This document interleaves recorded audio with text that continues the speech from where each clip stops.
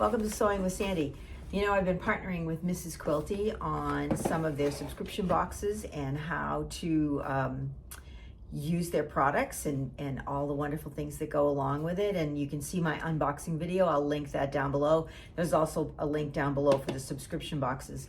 And one of the bonuses that they're offering right now with the new subscription is 7 little patterns for little cute little plushy animals. So I made the turtle. How cute is he, right? Look at that. I made him out of extra Christmas fabric, but you could certainly make him out of anything you had lying around. I mean, imagine him in sequins, you know, but this would be for a little tiny baby. It's great because there's no small parts, there's no buttons or anything, and they're super easy to do. I'm gonna show you how quickly this one went up. But when you start a new subscription, you get a PDF download of all of the patterns, and this is the one with instructions. This is the turtle one with instructions on how to put them together and the pattern pieces that you just print on your printer and fire away. I mean, you could make a whole bunch of these in no time flat.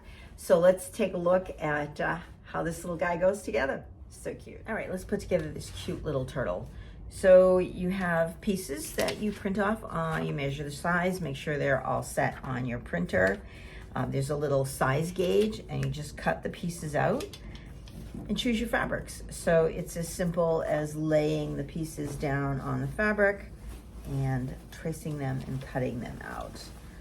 For the circle pieces, I certainly prefer only one of these to trace it because it's a lot easier than trying to pin it.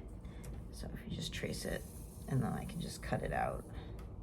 I'm not worried about using a marker on this fabric. All right, and then same thing with the back for the triangle pieces. And then one of the things you want to do with all these little pieces, they're so much easier to sew if you put them together all at the same time.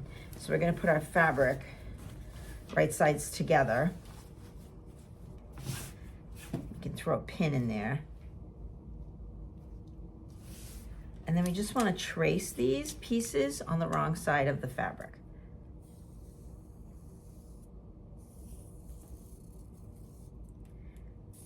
Now we're going to sew along this line here and then cut them out with a 1/4 inch seam allowance.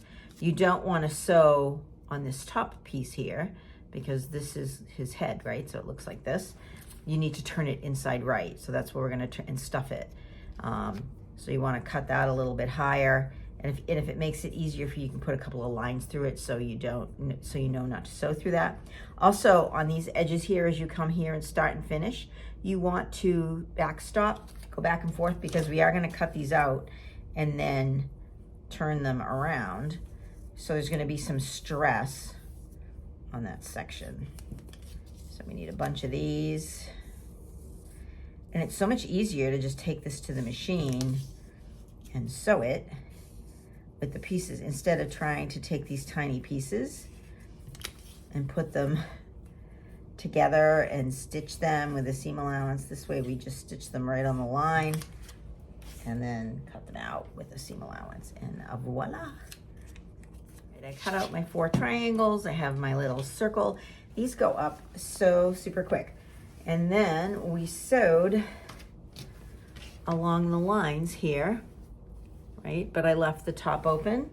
So now when we cut them, we're just going to leave a little seam allowance around them.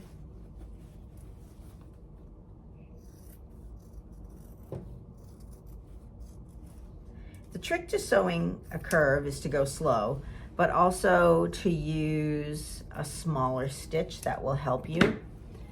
And then as I turn, you can leave the needle in the machine and lift the presser foot up and move the fabric a little bit. So I back stitched here at the edges, and I just left like between 1/4 and 1/8 of an inch seam allowance. And I'm going to turn these, take a second, turn them inside right.